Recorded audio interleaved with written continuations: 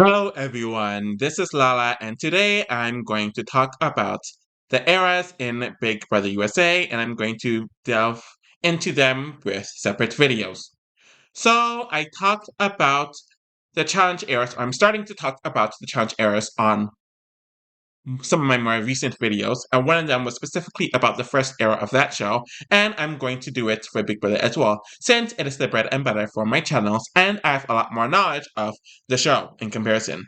As I have established beforehand, I consider the first 7 seasons to be the classic era, and it's the easiest way to define it because Big Brother 7 wrapped it up in a nice little bow. And from what I've seen online, this is the consensus and the era that is the easiest to have the consensus as to when it starts and when it ends. So this era had a huge emphasis on all walks of life in its initial seasons. So Big Brother 2 to Big Brother 3 especially, and honestly even Big Brother 1, though I barely count it when it comes to the casting, and it was a huge focus in their casting. Several people from several different age groups, different political beliefs, different religious beliefs, race, sex, economic status, so on and so forth. They did loosen on this slightly with focusing more on casting twists from Big Brother 4 to Big Brother 6, and you definitely see the age median decrease a bit in this regard from the 4th season onwards. So the diversity in age really wasn't that strong, and you start to see certain other elements in this regard start to weaken too.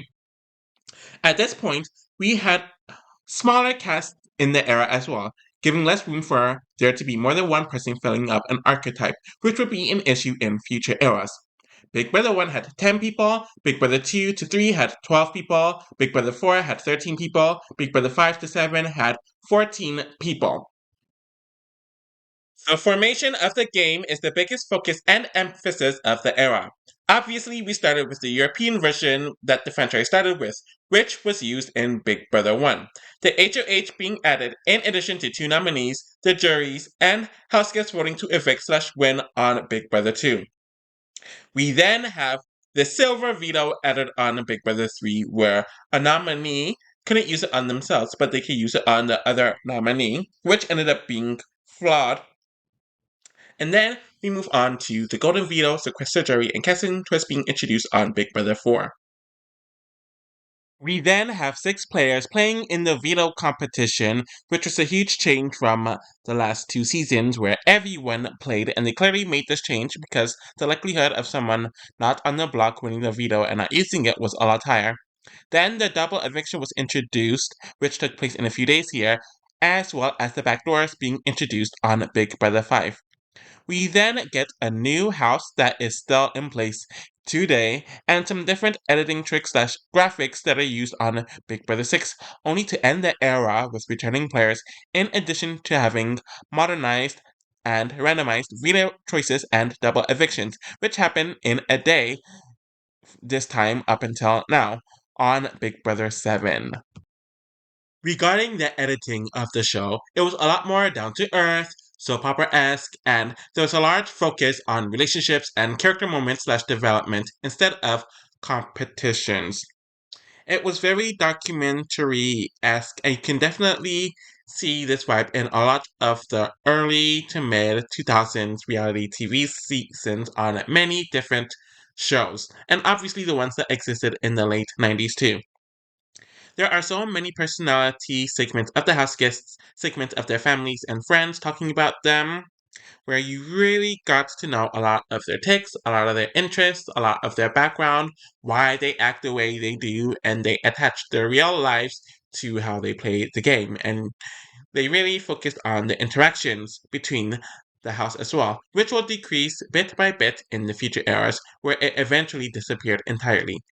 Even the diary rooms were a lot more authentic, and it was clear that they were not reading off a script or being coached word by word, phrase by phrase, like the house guests in the latter eras are currently. And it's their genuine thoughts that they're expressing, and they don't feel the need to completely change who they are for the sake of the diary room, where you're supposed to be your most authentic in the diary room.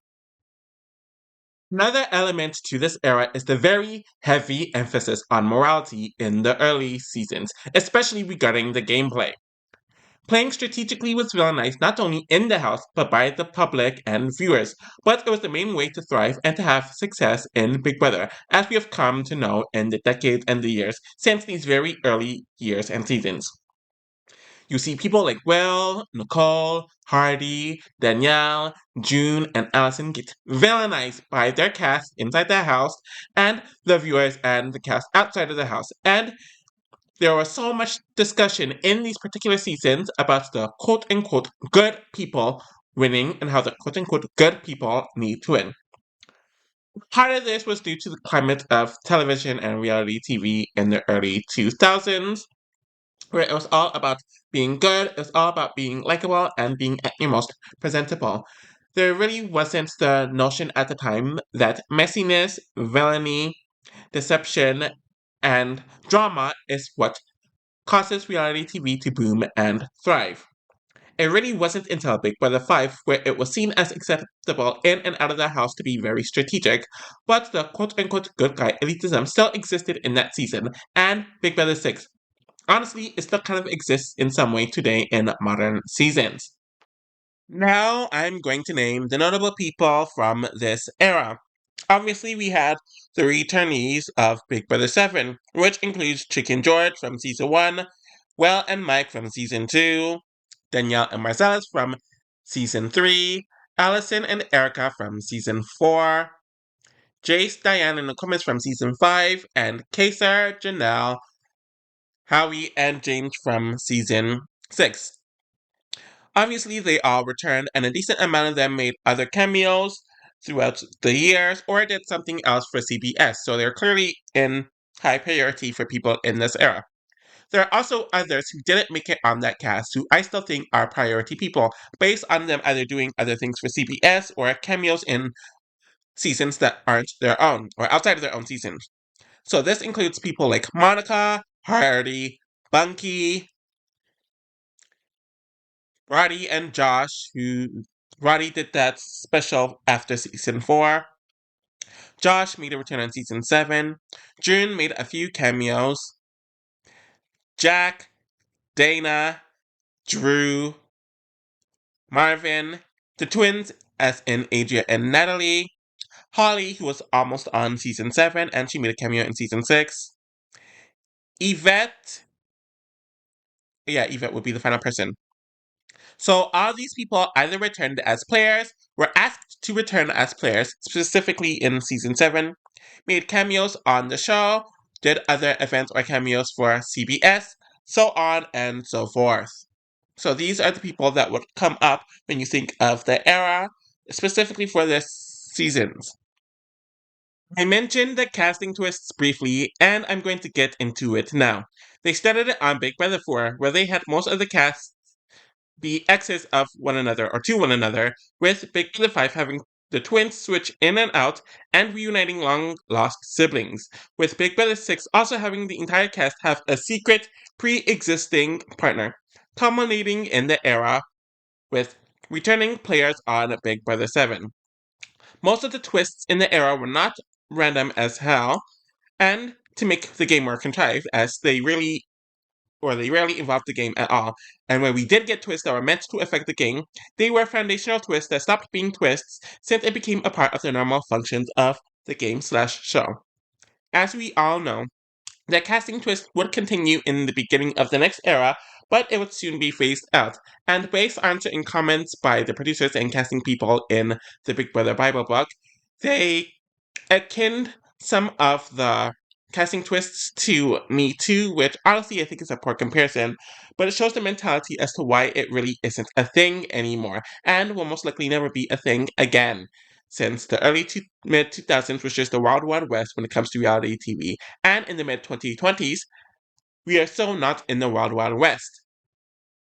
Another point that I do have to bring up is the fact that Arnold Shapiro was the head producer in charge throughout the era and was more interested in the sociological slash documentary-esque elements before leaving at the end of the era, with Alison Guana serving as a more supporting producer, though she would take over in the eras after this. Apparently, he never planned on staying long-term anyways, and he felt like he could be doing something bigger and more purposeful than just a simple reality Sure. So with him leaving at the end of the era, you definitely do see a difference with the twists that were implemented, with how the show was produced and edited, so on and so forth. Okay, so another thing that I forgot to mention is that there are a lot more luxury competitions in this era compared to all of the succeeding eras. One of the reasons why there are so many luxury competitions here is because of the fact that these earlier seasons were also about dealing with being isolated, and being able to attain certain luxuries that they would have in the real world is a part of that.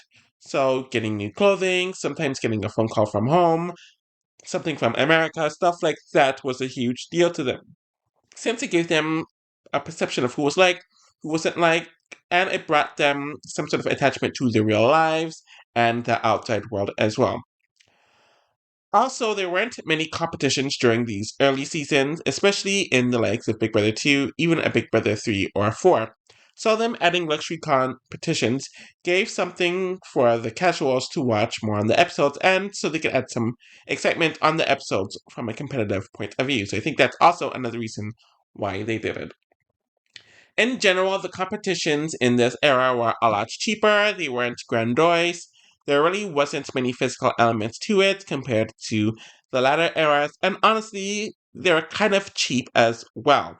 So that's why the competitions in the early seasons aren't really comparable to the competitions in the latter seasons. And while there are a few staples, not many of them are done today. So the competitions and the luxury element of it is a standout here, where it's very different in the other eras.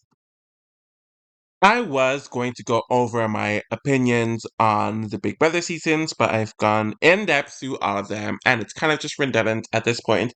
I wanted the Big Brother eras videos to be very short and bullet points because I've delved into all of them in such detail, and because these Big Brother seasons are so insular, with each cast and each season essentially being a new cast and there not being much connection between seasons, outside of the very rare returning seasons, I didn't feel the need to go through all of them, especially since I reviewed all of the seasons already and I talked about all the elements in each of the seasons. So this will definitely be it for the first era, and I'm definitely planning on doing the second era and the third era.